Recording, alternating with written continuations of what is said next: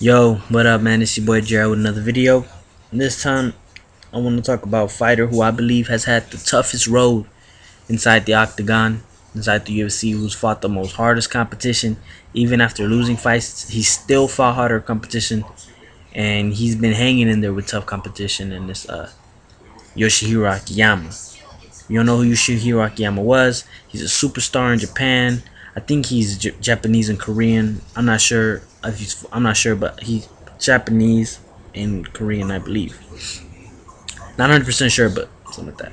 But he's a black belt in judo. He came into the UFC in UFC 100 against Alan Belcher, and he was 13-1, and then he won that fight by decision, which a lot of people thought Alan Belcher won that fight. I watched it like a couple times because I love that fight, and Yoshihiro Akiyama won that fight. And then his next fight, he fought Chris Lieben, in, which was a hell of a fight, which was dope, badass fight. He rocked Chris Lieben. He rocked Chris Lieben. He he stood there, fought with him, took him down at ease, took him down like nothing, and it looked. In the third round, was like a minute left, 30 seconds left. It looked like he was gonna take another decision, but then Chris Lieben threw up a triangle choke and choked him out, made him tap out. And and that fight won fight of the night. His fight with Alan Butcher won fight of the night. In this fight won fight of the night. It was a great fight. His first loss in the octagon. And his next fight was a main event fight against Michael Bisping. This was a free. This was a free card, not pay per view. It was a free card on Spike, I believe.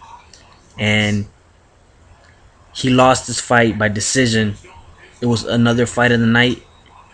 This one won another. So that's 3 fight of the nights he won in a row. And he rocked Michael Bisping at least like 4 times. He rocked him. I remember he rocked him one time at the end of the round. He could have finished him if there was more time, but he rocked him at the end of the round. And he lost that fight by decision. And but in that fight, it just showed that he has heart. He has heart, but he needs to he relies on his punching power because that's what he has. He doesn't have much good striking technique. He's more of a judo guy with knockout power, with punching power, and that's what he relies on. And then his next fight against Vitor Belfort showed that you need he needed technique, in which he ended up getting knocked out against Vitor in like the first 2 minutes of the fight, which was crazy because we seen him fight Chris Lieben and Alan Butcher and Michael Bisping, and he stood there and took some hard ass shots and didn't even seem to get rocked by him. And then Vitor Belfort knocked him out, and that's already 4 tough middleweights that he fought. And then he was making his debut to 170 in Japan against Jake Shields. Now that's 5 tough fighters that he fought in the UFC. 5. He lost that fight by decision. Some people think he won it because he took him down, and he took Jake Shields down a couple times, and he was able to stop Jake Shields from taking him down. But Jake Shields won that fight because of his striking. He was able to work the jab and work his striking, and Yoshihiro Akiyama couldn't capitalize on that.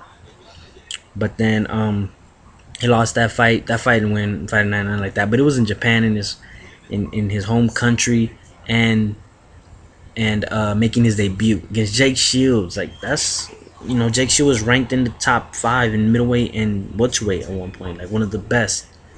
And he he lost, which sucks. So that makes it 4 losses he lost in a row. And then I read that he was gonna fight Thiago Alves. He was gonna fight fucking Thiago Alves. That would have been six tough fighters that he fought. 6 tough fighters that he fought. But I guarantee you he would have stood in there and banged with Thiago Alves. I guarantee you that he would have. But yeah, man. Yoshihiro Akiyama is one of the most exciting Japanese fighters we have in the UFC and MMA, and I want to see more of him. I want to see him get back into winning ways. I think he's a great fighter, talented. Yeah, man, I want to see more of him. I want to hope to see him back in octagon soon. He hasn't fought in a cool minute.